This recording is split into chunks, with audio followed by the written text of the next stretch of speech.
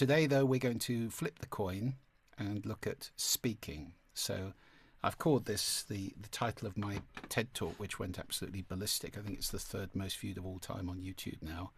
How to speak so that people want to listen, which is an important distinction. So let me remind you that, one second, the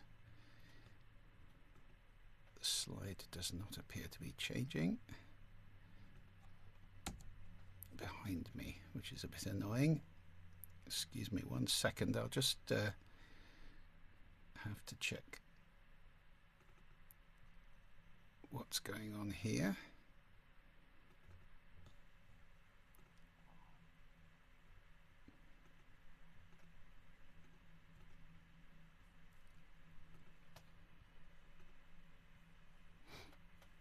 We saw it change there, Julian.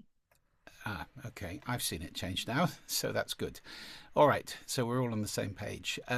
So speaking and listening are in a circular relationship, not a straight line, because the way I speak affects the way you listen, and very importantly, the way you listen affects the way I speak. And that's true whoever you're speaking to.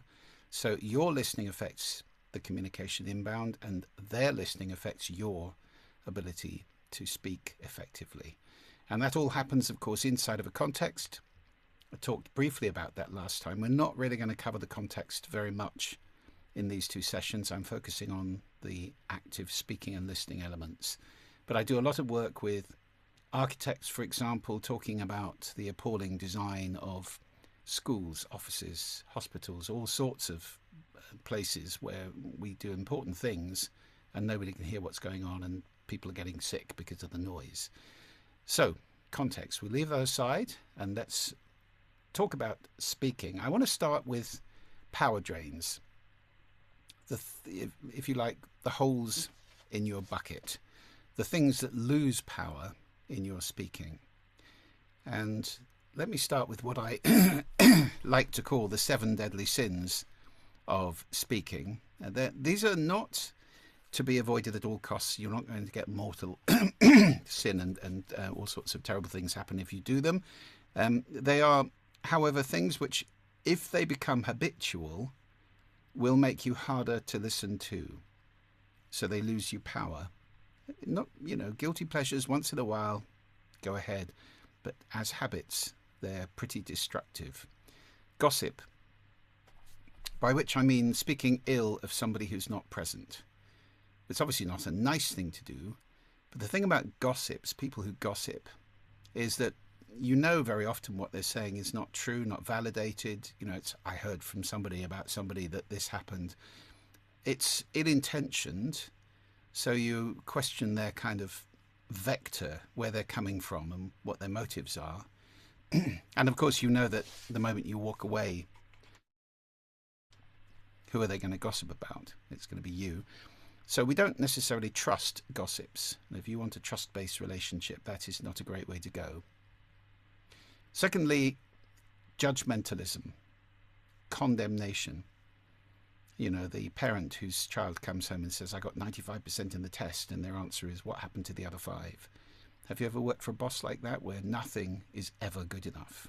Praise is a dirty word. It's not very motivating, and it's quite destructive to be in that mode where you find fault the whole time. Next door to judgmentalism is negativity, which, I told a story in the TED Talk about my mother, which is an absolutely true story. She was in the old Balfour Hospital up here, having hurt her wrist, and I went in and took a newspaper and I said, oh, look, it's October the 1st today. And she said, I know, isn't it dreadful? Well, unfortunately, she had ended up with a worldview that everything's dreadful, and it's so wearing to be around somebody like that. The sun's out, it's going to rain later. You have to keep recharging. So if you're around somebody like that, it is wearing, and you don't really want to be around them that much because you have to keep taking a breath and re-energizing the conversation. So watch out for negativity. There's a simple test for that in your own life. Be aware of how often you use the words no and not. Interesting to reflect on that as you communicate with people. Then we have complaining, the British national pastime pretty much. But of course, it's fine to complain. If you're in a restaurant, they give you bad food, complain, please. But not about things you can't do anything about. That's just viral misery. Moaning about the weather, the government. We do that, a lot of that up here about the ferries and so forth. It doesn't help. You're just spreading misery to other people. If you can do something, do something. If you can't, you can't. Complaining doesn't help. Then we have excuses. That's not my fault. It was everybody else but me, everything else but me. And some people are blame throwers.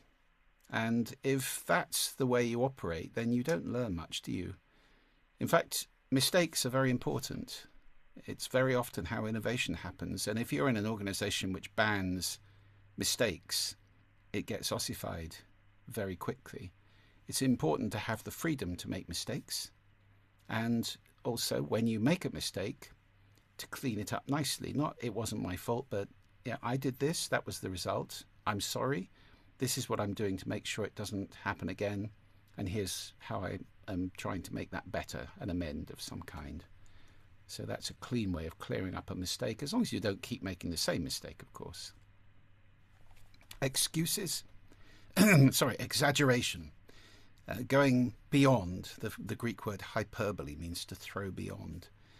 And we do a lot of that in language now, don't we? Once upon a time it was okay to be excited about things. Now you have to be super excited, don't you? And that happens in many, many areas. Don't get me started on Americans and the word awesome, which, these words used to have a meaning. Awesome, fantastic, amazing. They all mean just good now, which is a shame because we're dumbing our language down and losing articulacy. So exaggeration, watch out for it.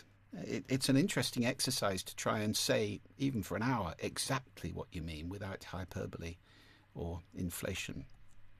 And finally, dogmatism, my way or the highway, confusing opinions with facts.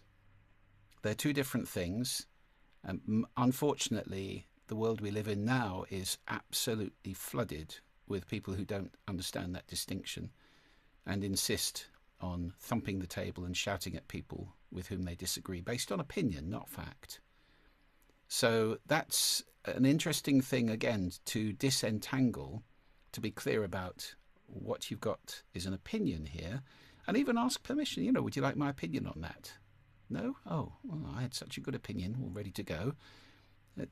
Science, and I don't know if any of you are scientists in this network, but science is an interesting analogy here.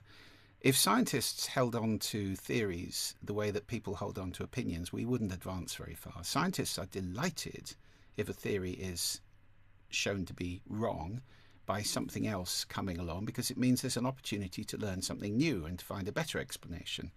It's happening right now in cosmology. The physicists are endlessly challenging the accepted model of the universe, the lambda model, lambda CPD or something. I can't remember what it's called, but that's been around for a long time, and it's now fundamentally being challenged in a lot of directions. And they're excited, not angry. So that's a good way to hold your opinions. This is my opinion until something better comes along, and I find a better explanation for this, or a way of being. Now, let me give you 3 words which you might want to attach little alarm bells to as well in conversation. Here's the first one. I've actually banned this word from my vocabulary altogether. Should. Because it's inherently judgmental. You should lose some weight. That's going to go down well, isn't it? Or I should have got that job. That's judging myself or judging other people. There aren't many situations in which this is the best way of expressing a desire for change.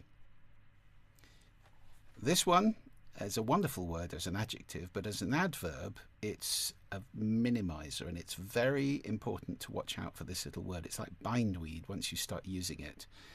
Let me give you an example. I'd like to start this presentation with some housekeeping. Okay, that's a very straightforward thing. But if I came on and said, hello, I'd just like to start the presentation with some housekeeping, Is that stronger or weaker? Because just in that situation is a minimizer. Just, do you mind if I just, it's kind of querulous and it's minimizing. And we use it a lot. I'll just have one.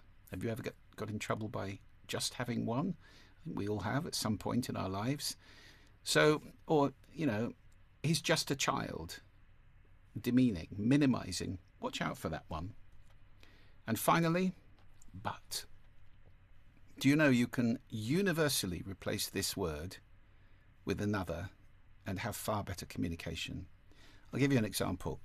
I like you, but are you going to listen to the first part of that sentence? I don't think so. That is a huge roadblock I've just put in there, and you know that the meat is coming after that, and the first part's irrelevant to you. However, I like you, and, well, that flows, and I'm not negating the first part. But can be a really big roadblock. You can universally replace it with the word and it flows far better, particularly in presentations, if you're selling, influencing, trying to persuade, or anything like that. But can be a big block. Finally, let me give you, or almost finally, in this little tour of holes in your bucket, let me give you the agents of miscommunication. Assumptions, particularly about what's going on in somebody else's head. They can be very misleading. It's a very, very good path to greater consciousness as a human being to become conscious of your assumptions. Not let them all be a kind of dark mess at the back of your brain driving how you respond to things, but be clear about them. And that can make a huge difference. Generalizations, of course, again, we're seeing a great deal of that in the world now with caricaturing and, political polarization, which relies on generalizations about large groups of people. Very dangerous. Watch out for generalizations. Emotions definitely cloud our clarity in speaking and listening, of course. I mean, I said last time that I think there's an inverse relationship between strong emotion and listening. But again, in speaking, if you're over emotional, it can really affect the way that you land. Noise, of course. Would you want to have a complex technical conversation in a noisy Starbucks? I don't think so. Noise we have to be very conscious of, and as I said when I was discussing context, it is a hugely prevalent problem in so many work environments that we have now, open plan offices particularly. Time, we're time poor, always on, doing email in bed, always multitasking. When do we have time to devote ourselves to effective communication as opposed to being in the middle of something else and partially listening or partially responding? And then semantics, particularly if you're talking to somebody who speaks a different language or who is from a very different tribe to you, maybe politically, maybe, I don't know, in any other way, but somebody who's very different, semantics can get in the way profoundly, because what you say, they may misunderstand, they may have a different meaning for the words altogether. So the agents of miscommunication. And here's the last little bit, the potholes that can absolutely derail or knock you off the road completely and cause a major accident in your communication. And there are, reading from the left in severity, we all have buttons and triggers, buttons. If something has happened that's made me particularly sensitive to a style of speaking, a word, a phrase, a way of being, a concept, whatever it may be, and triggers, things that will tend to evince a strong reaction. You know what those are for you, probably, and you also know what they are for your nearest and dearest. Maybe you don't for your colleagues, and it can be the case that you say something and get an extreme reaction because there's a button or a trigger there. Barbs is in the middle. Now that's being mean. That's saying something that you know is going to wind somebody up for the sake of winding them up. And if you go nuclear on the thing, you've got the bomb. The thing that if you say it, that's the end of the relationship, or that is, extremely serious and causes a major blow up. So watch out for all those things as well. And that finishes our tour of the things that can lose power in your speaking. My suggestion for your homework on this is that you take inventory. Think about all of those. Do some writing. Write about how they come up in your life. Do you do them to other people? Do other people do them to you? Any actions you want to take to change the way that is in a relationship, in work, wherever it might be. It can be very transformative. So that's the dark side of speaking. Let's move on to how to do it really, really well. And I suggest there are 4 foundations, 4 cornerstones to powerful speaking. If you stand on these 4 things, you'll never go far wrong.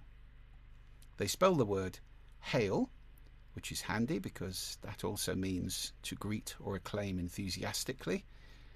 And I wonder if you can guess. Now I'm going to just open the chat here.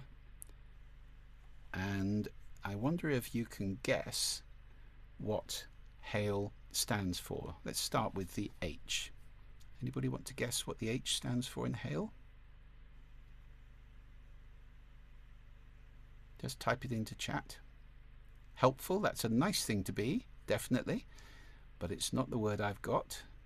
Anybody else? Humour, very, very good one. Humorous is excellent.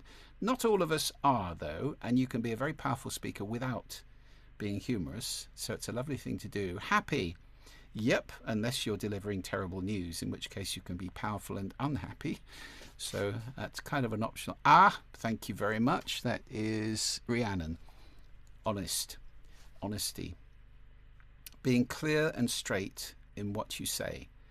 Not obfuscating, which I just did by using a big word for confusing people. Not using technical jargon, 3-letter acronyms, 4-letter acronyms, things that it can become very innate in you that everybody knows this, and actually they don't. Be very careful about being technical, using jargon, using big words. Clear and straight is a wonderful way to be received. Okay, let's move on to the A. Anybody want to have a guess on the A?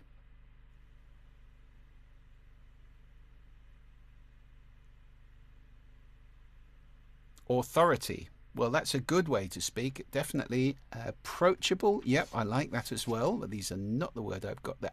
Thank you very much, Dawn. Authenticity. Being yourself. Being yourself. Not trying to be somebody else. Do you know, I travel the world speaking on stages to thousands of people, and I meet a lot of professional speakers when I'm doing that, for the same event. And I can tell you that the vast majority of professional speakers are, like me, introverts. It's not natural to them to be leaping up on stage and performing like that. They've learned how to do it without losing contact with their authentic self. So when I'm speaking, I speak like this. I'm not leaping about, making huge gestures, doing rah-rah stuff, winding audiences up into frenzies. That's not my style. Some people are like that. I'm sure that, if you come across Gary Vaynerchuk, I'm sure he's not a quiet person privately. He's being authentically who he is on stage. And so am I. So be yourself. You are enough. It's fine. If you become too performative, it robs your speaking of power. People can tell. Let's move on to the I. Anybody want to come up with a noun? Actually, it is for the I. These are all nouns. Thinking. Anyone? Integrity. Very good, Dawn. Right on the money you are today. So the I is integrity, which means being your word. Being your word. If you say it, you do it. If you promise it, you deliver. And if you say it, it's true. So fact check. Make sure you're not using exaggerations or gossip or anything else in your speaking. Being your word. Because then people can trust what you say.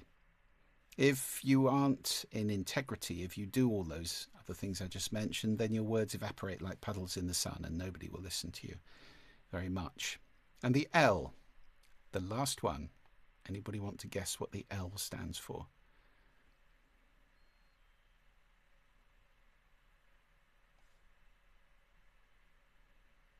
I foxed you on this one then. 5 more seconds. Any guesses? Ah, very good. Thank you. That is it MAB? It's Moira. Okay. That's just my initials. Thank you very much, Moira. That's excellent. It is indeed love. Love. I don't mean romantic love. I mean wishing people well. So, you know, Christian tradition would be agape. The Buddhist tradition would be well-wishing. So simply wishing people well. And we'll come on to a very important analogy which relies on that. I can tell you from experience that if you walk on stage or you're in front of somebody and you're wishing them well, you immediately generate a much better connection with them. It's not about you. It's about them and what you're giving to them. So wish people well. So those are your 4 foundation stones. Obviously, when you're speaking, there are 2 things involved. There's content and there's delivery. I asked Chris Anderson, who's the head of TED, some years ago, which he thought was most important. And he said, well, of course, they're both very important, but if I had to choose one of them, it would be content. Because if somebody's delivering earth-shattering content and doing it poorly or boringly, I will really try and stay with them. Whereas if somebody is speaking vapid nonsense and doing it brilliantly, it's just irritating. So content is foundational.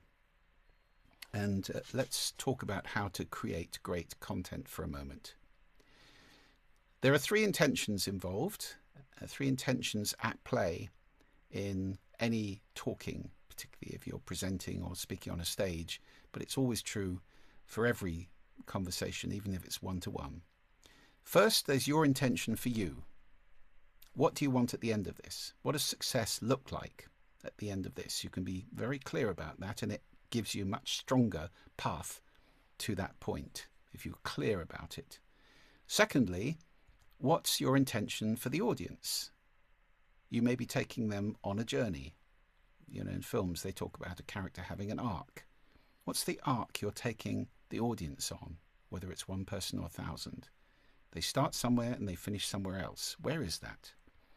The third intention, of course, you have to guess, which is their intention for them. Their intention for them. And so important to ask yourself that question as well when you're designing content. Now, you remember last time I talked about how every human being's listening is unique. Every group of people's listening is unique. Every audience's listening is unique. It changes from person to person or group to group, and it changes through time as well. So the question I suggested that you ask yourself was, given that you always speak into that changing listening, what's the listening I'm speaking into? And if you're planning a talk, of course, that's future tense. That becomes, what's the listening I will be speaking into? Why are they going to be there? What do they want? What are their intentions? So I've thought about that for you, Bunch, and I've tried to design this conversation so that it gives you everything I think you will need specifically.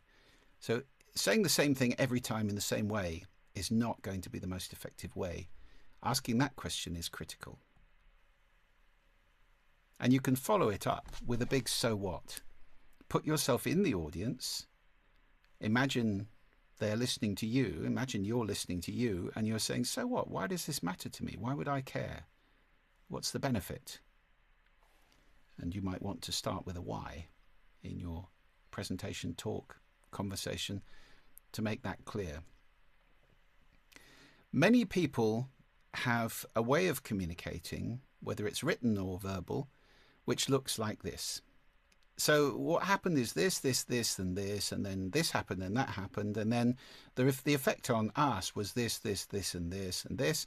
So therefore, what I'd like to suggest that you do is this. The point comes right at the end. Have you had emails like that where you have to read 9 paragraphs before somebody says, what I'd like from you is this? Don't do that. This is called the Minto Pyramid you do this. And it's infinitely more effective. You start with the point. I'm emailing you to ask for a contribution of, or I'm asking you to do this. The reasons are this, this, and this. And if you'd like the background, here it is. That is so much more effective. People get the point in the beginning. It's the same as journalists writing, a good article. You should know in the very first paragraph, what's the point? What's this about? Why would you want to be interested in this? And then expansion can come afterwards. The Minto Pyramid. Take that one away. So that's content, and I'm going to, for the rest of this, talk about your vocal toolbox, and then I'll move on to some masterclass tips, if you like, in presentation skills for those of you who stand in front of rooms, which I imagine many of you do, and present to people. So the vocal toolbox. You have a vocal toolbox. It's full of tools that you can start to master.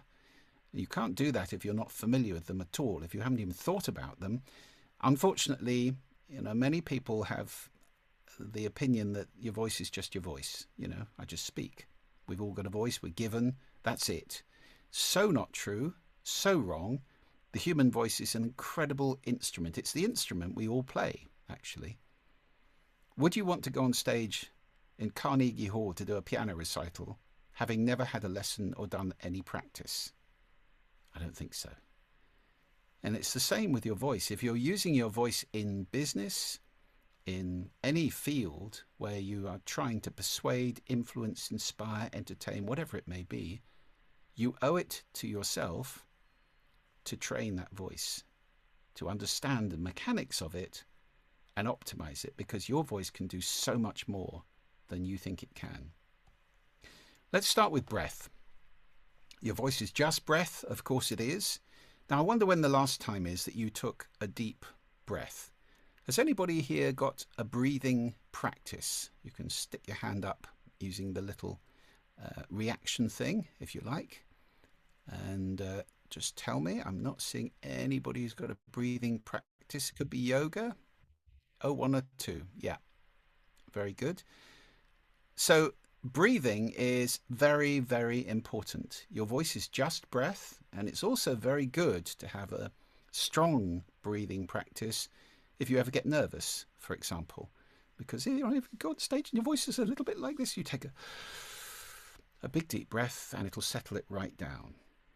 So I can give you a simple breathing practice if you haven't already got one, which is called resonant breathing. It simply involves breathing in through your nose and out through your mouth as if playing a flute. Repeat daily and build up your count. As you breathe in, count. As you breathe out, count, and start to build the count up. You can go a very long way with breathing. Do you know what the world record is for static apnea, which means lying at the bottom? Not apnea. Maybe it is. Oh, yes, static apnea, it is. For lying at the bottom of a swimming pool without any breathing apparatus, just taking a deep breath and lying at the bottom, 32 minutes. That's how far people can go with training their breathing. And even, you've seen maybe film about free divers. They're moving and swimming vigorously, and they can hold their breath for 15 or 20 minutes at a time. So there's a long way to go in getting good at breathing. I do recommend it as a practice. Posture.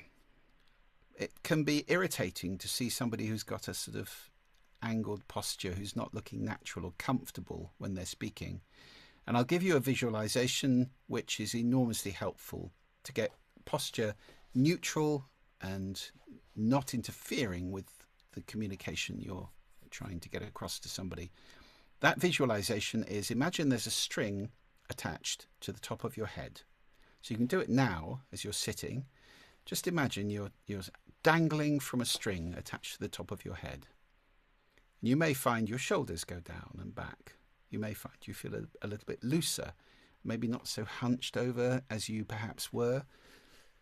If you do this standing up, it puts you automatically into a lovely posture where everything is level, everything is relaxed, you can move, and yet it is neutral and not distracting. That's your neutral home stance. Work on that one. So neutral stance, visualize a string. If you like, you can also visualize roots growing from your feet into the floor if you don't want to do things like the little dance of death I see people doing sometimes when they're talking to rooms or walking round and round on the spot, or 2 paces to the right, 2 paces to the left. Meaningless movement is distracting from what you're saying. Register. There are 4 registers of the human voice. The top register you wouldn't be using. It sounds like this.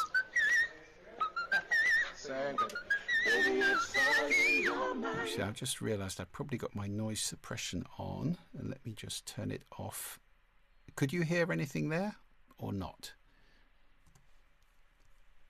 Yep, we could hear that. You could. Oh, well, in that case, I won't do anything then. That's good. That was Mariah Carey doing some whistle register. Not very useful. And nor's the next one down. That's falsetto. So if I came on and said, hello, everybody, I'm really interested to speak to you today about powerful speaking, I don't think you would be taking me quite as seriously. Falsetto is not a strong register to be in. It's often used by elderly ladies. I've got one in my family. Hello, dear. How are you? You know, it's a very non-threatening way to speak, not where you want to be if you're speaking in power.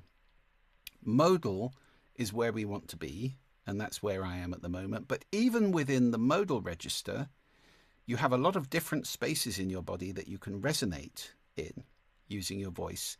So you can be up here in your head. You can, register. This is resonating in my nasal cavities, my sinuses, and in my skull. Or I can move down and I can resonate in my chest, which suddenly brings the bass into play and gives a completely different feeling. I do strongly suggest, and I'll talk about pitch in a moment, that you explore resonating in your chest. Let's come back to that in a moment. There is one more register that I strongly suggest you avoid at all costs. It's called vocal fry, and it sounds like this. Oh, sorry, it sounds like this. Yeah. So you may have heard that. It's very common coming from America, particularly the west coast of America. Yeah, people talking like, oh, hello, how are you? I'm really keen on this. You know, it's croaky and it's not very pleasant to listen to. And if you want to have any motivation to avoid it, if it's become a habit, then people with vocal fry are now, the research says, seen to be less intelligent, less attractive, and less employable, research-based. So avoid vocal fry. We don't want those things in our life. 4 registers, modal is where to be. Now, I mentioned pitch. Do you know that we vote for politicians with deeper voices? We do. And the reason is that there's a genetic association of depth with seriousness or with importance, because big things have deeper voices than little things. You don't have to worry so much about a mouse as you would about an elephant, and therefore we have this immediate association that deep means significant, powerful, important. So I do suggest you resonate in your chest, and you can do an exercise for that, which is put your fingers on your sternum, it's your chest bone, and just say something to yourself, and then move your resonance down into the chest until you can feel the vibration in your fingers, and practice being there. Now, I'm not talking about making this ludicrous, speaking like this. No, I mean, it's got to be in your natural way of speaking, but you can resonate more in the chest with practice, and it's worth doing if you want power in your speaking. Prosody or prosody, that's the intonation that we use, the sing-song up and down of speaking, as well as the pauses and emphases that we put on words. This is critical. Some people have very restricted prosody and they tend to speak all on one note like this, and we have a name for that. That's monotony, which comes from the word monotone, one tone. If you want to engage people, it's very important to work on your prosody. Now, if you naturally have a lot, that's great. If you don't, you can do exercises to improve it, and I would suggest you get a poetry book and find a quiet place where nobody can hear you, and then really exaggerate your prosody, really give it a lot of enormous emphasis like this to extend your range. Now, I'm not suggesting you speak like that generally, but it's like going to the gym. You work on a muscle so that you're stronger when you need to do something else other than just, pull-ups or whatever it is you're doing. That's not what you're going to do in public, but you want to be strong. Work on your prosody, extend your range, and you will get a more powerful result. Timbre, we tend to describe voices we like in the way we would describe a hot chocolate: rich, dark, warm, smooth, sweet, those kind of words. If that's not you naturally, don't worry. You can fix it by working with a coach, and I'll come back to that. Timbre is very movable. Obviously, we all have equipment we're given. We have a physiology, we have resonating chambers, we have vocal cords. These things are all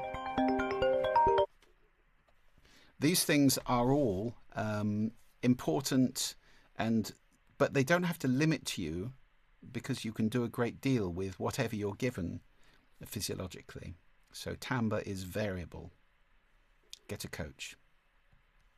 I'll come back to that.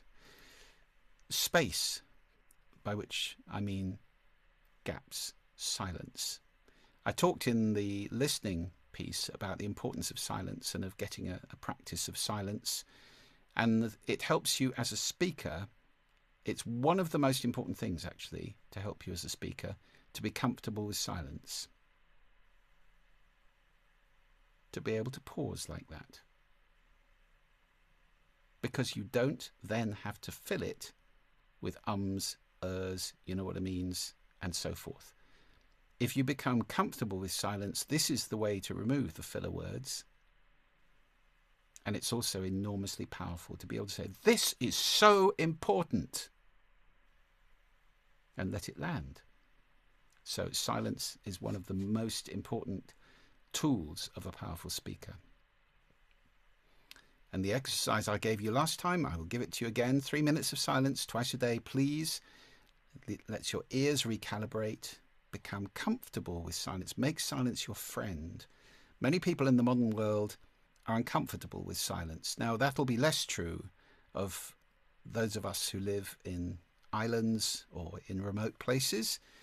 Maybe that's why we're there. It's certainly why I'm in Orkney, because I love not having electromechanical noise infesting me all over the place. And the noise of cities now I find very overbearing.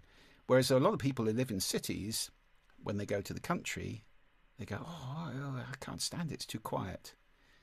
Well, if you have any kind of a strained relationship with silence, that is something you need to practice. Pace, of course, pace. You can go slowly to emphasize something, or you can get really excited and go really, really quickly. Being conscious of your pace and varying your pace is a huge boon in landing powerfully, keeping people engaged.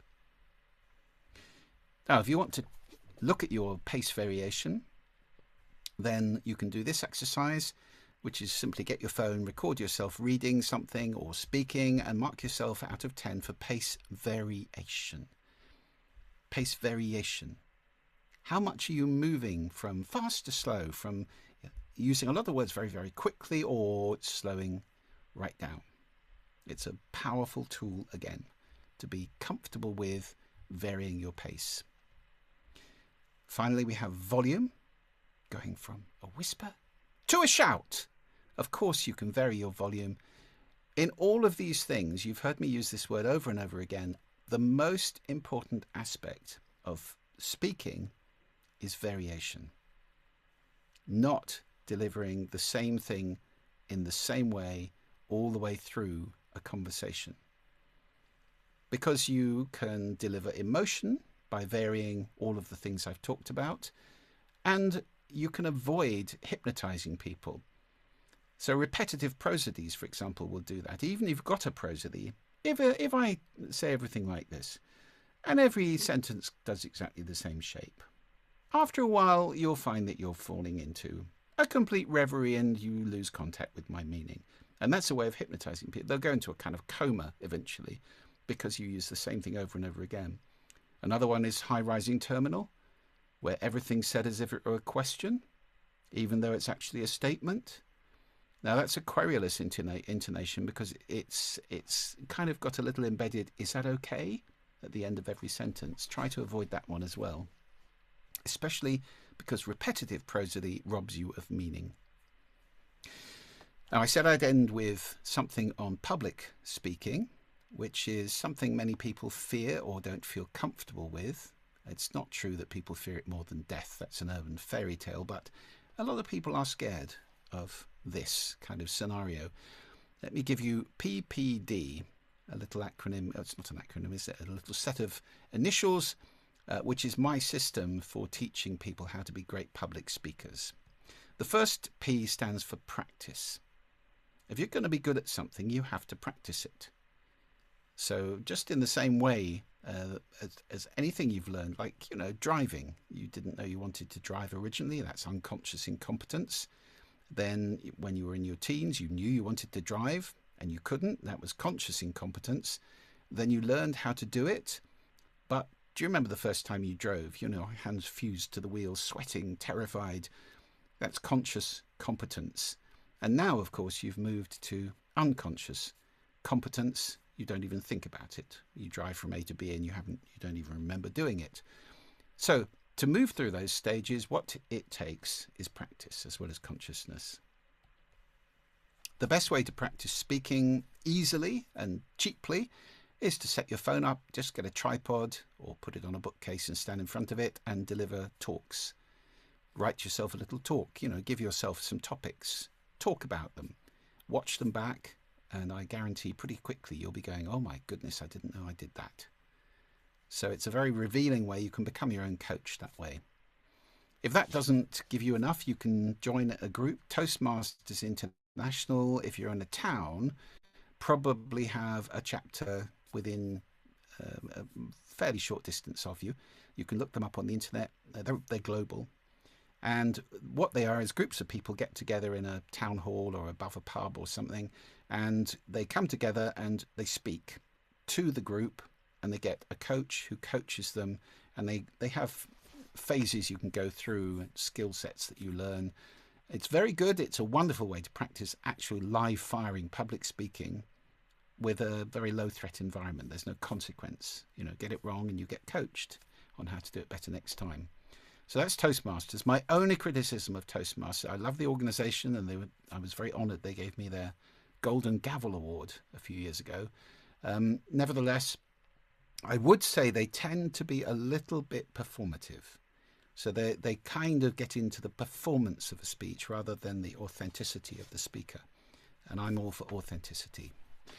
If you don't want to join Toastmasters, how about form a buddy group? Get together with a few people near you, go around somebody's house every Wednesday night or every other week or every month, and all deliver a talk and critique each other. It's a very good way of practicing. Ultimately, getting a coach is very powerful.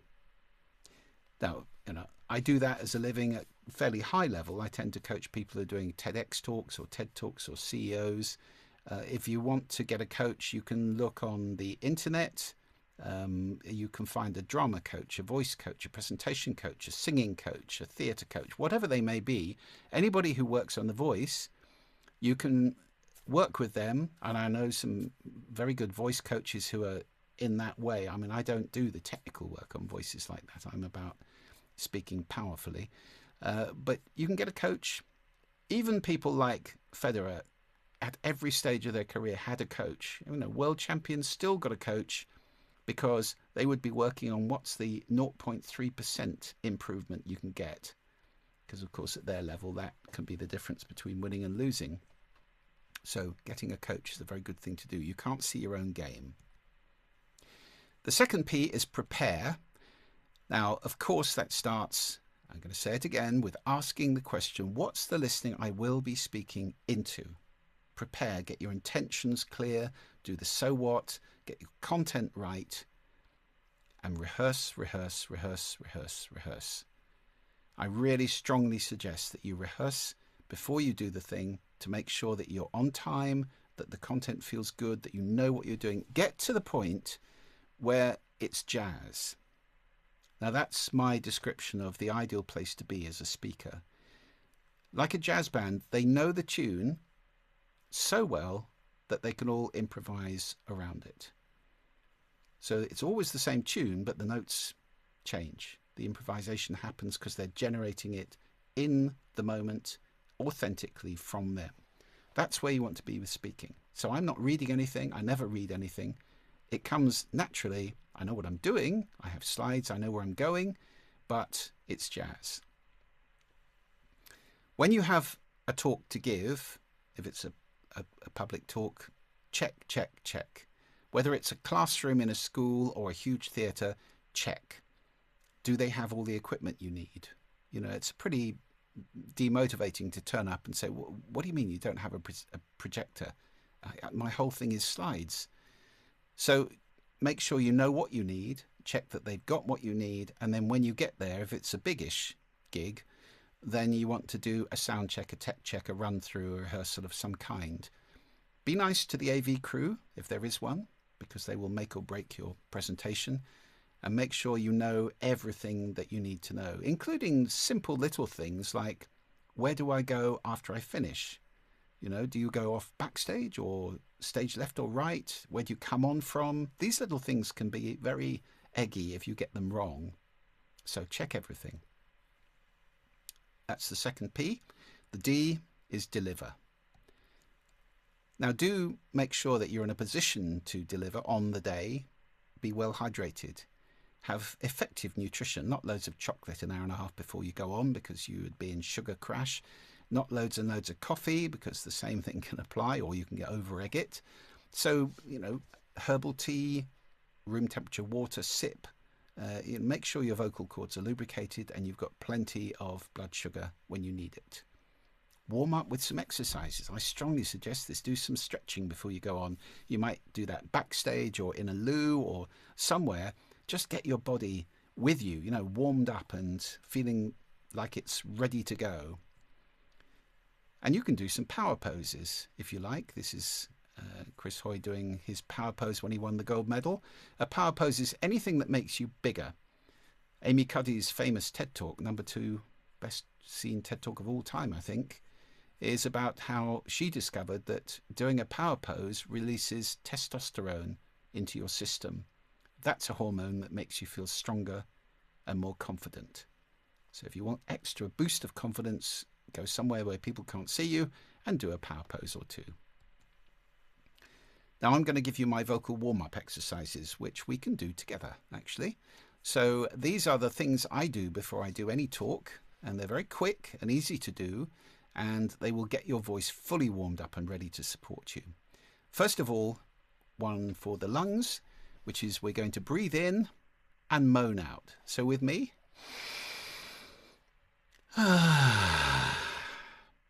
Now that may be the first deep breath you've taken today, I don't know, but it's a very good exercise. You suddenly feel your lungs expanding and you know how to breathe properly again.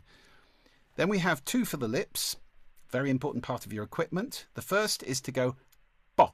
So with me, bo, bo, bo, bo, bo, bo, bo, bo. Very good. And the second one is to do what you did as a child if you were cold, which is to go. That's it. You may find your lips coming to life. Then we have the tongue, which is the other critical piece of equipment. We have press-ups for the tongue, which is to go la, going from the back of your palate right to the front. So la, la, la, la, la, la, la. And the second one is to roll an R. Took me months to learn how to do this. It's worth it. So with me. That is like champagne for the tongue. And you will now find your whole mouth is alive, alert, and with you and ready to give of its best. The final exercise is for the voice. This is called the siren. It's from the acting profession. And if I've only got time to do one, this is the one I will do. We go wee or, where the wee is as high as you can go and the or is as low as you can go. So with me, wee or, wee or, like that. And you'll find that if you do that, you will discover any discontinuities in your voice and even them out. And also, when you do that a few times, your voice will pitch down, probably a tone. So it's a great exercise to get your voice ready to support you fully. Now, as you walk to the spot, I've got a final acronym for you, and that acronym is BESS. The B stands for breathe, deep breath in. It counteracts nerves. Your voice is just breath, so it gives you the fuel to speak. The E, expand your awareness to see the whole room. I am not a fan of speaking to one person in the audience, particularly if you get locked on one person the whole time, who starts to feel very uncomfortable indeed after a while. Why is he looking at me the whole time? So expand, see the whole room all the time. The S, the first S is stance. We know that. String in the head, if you like. Roots in the feet. Nice and comfortable. Lovely stance. Anybody guess what the second S is? One final guess for you. Type it into the chat. Anybody want to guess what the second S is? I can see Naomi doing it. Yes, thank you. It is indeed smile. So as you stand there and look at the room, smile. And the people in the audience will smile back, a lot of them will, and they go, oh, well, he looks confident, this should be good. As opposed to coming on and looking terrified or concerned or serious or frowny, a smile really establishes a good connection with the audience. So that's best. Please don't do this. Please, please. In academia particularly, this is a disease which is so prevalent. Using bullet points, it is tedious, boring, old-fashioned. It's not the way to use slides, because there is a strong temptation if you have this kind of stuff and all your content is on a slide. Well, first of all, as you know, people read faster than they speak. But secondly, you will be tempted to turn around and start speaking to the screen, which I'll come back to. There's a great book on modern slides by Gar Reynolds. I strongly recommend it. Presentation Zen. It'll give you all sorts of ideas on using slides in ways which are infinitely more powerful than bullet points. Just going to, I won't have time to show you Ken's talk, I don't think, do I? No, I've got about three things to avoid. Well, okay, this is only 20 seconds long. Storytelling. If you haven't seen Ken's talk, it's about we educate creativity out of children. And this little story illustrates that. I had a great story recently, I love telling it, of a little girl who was in a drawing lesson. She was 6 and she was at the back drawing, and the teacher said this little girl hardly ever paid attention. And in this drawing lesson she did. And the teacher was fascinated. She went over to her and she said, "What are you drawing?" And the girl said, "I'm drawing a picture of God." And the teacher said, "But nobody knows what God looks like." And the girl said, "They will in a minute."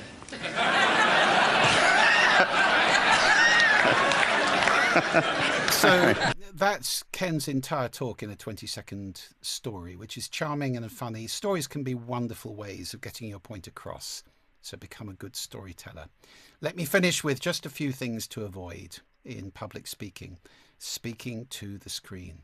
If you've got bullet points, the temptation is turn around and start speaking to the screen. That's rude. Your back is to the audience. You effectively become a member of the audience. The screen is not the star. You are. Don't speak to the screen. I'm not a big fan of reading writing, which is different from speaking. Generating in real time, actually being physically present, conscious and authentically generating, there's no substitute for that. And if you're reading writing, you're not doing that. And also you have no eye contact with the audience if you're looking down at a podium. So try to avoid doing that. Learn it, or have cue cards maybe. Bullet points on cue cards is fine, where the audience can't see them and they're just reminding you of where you're going if you're worried about remembering the whole thing. But unless it's very technical, try to avoid reading writing. Tics, well, there may be facial tics like this or physical tics. Please try to avoid unconscious things that will get in the way and distract people. Monotony, repetition, lack of variation will end up with an audience that looks like this. So avoid those things. So we've come to the end. This is the other side of the coin. Put together, these two sides of the coin, listening and speaking, profoundly affect your happiness, your effectiveness, and your well-being. If we had a world where people consciously spoke to people who were consciously listening, there's only one outcome, and that's understanding. And that is something which I think we need to hold on to, because we're moving further and further away from that in the world at the moment. So if you want to go deeper, these are my books, and How to Be Heard is about the skills of speaking and listening very much. Sound Effects is about the power of sound and reasons to listen. And I did invite you last time. I will invite you again to join the Listening Society, which is free. And there's a URL that you can access, and it's full of lovely sound and interesting articles and videos and podcasts and all sorts of things for people who are interested in speaking or listening. So it just remains for me to say thank you very much. We're kind of bang on time. It's been a joy. I'm happy to hang on for a couple of minutes if anybody's got any questions. I realise some of you may have to go, but if you've got questions, shoot, and I'll do my very best to answer them. Thank you, guys. Thank you so much, Julian. Another fantastic session, and so much information in there. So if anyone's it's clapping hands. If anyone's got any questions, feel free to come in. A little question for myself as someone that has used cue cards a little bit in the past. Are there any suggestions for how much content might be on there? You know, how to minimize how much we're relying on those cue cards? I'd say as little as possible, Rhiannon, generally. So whatever you need in order to make sure that you don't lose your thread. You know, I have a poor memory, so I would never use memory for a whole talk. Although I know all of this very well, of course, I would feel kind of nervous about it. So I would love to have some cue cards. You can make them branded. You know, you can have the side facing the audience with your brand or your organization on the back, so it looks professional. A little bit like TV presenters use those all the time. And then you can write on them, you could have stage directions on them, you know, remember to smile at this point, or whatever it might be. You can have underline important things to show emphasis, facts that you might forget, or just the flow of the thing. You know, here's the next bit, the next chapter, the next chunk of the content. I would have as little as possible. Generally, that's the rule, because otherwise, as you say, you'll start trying to read the cue card, and that's not what they're there for. Thank you. That's great. Thank you, Julian. Pleasure.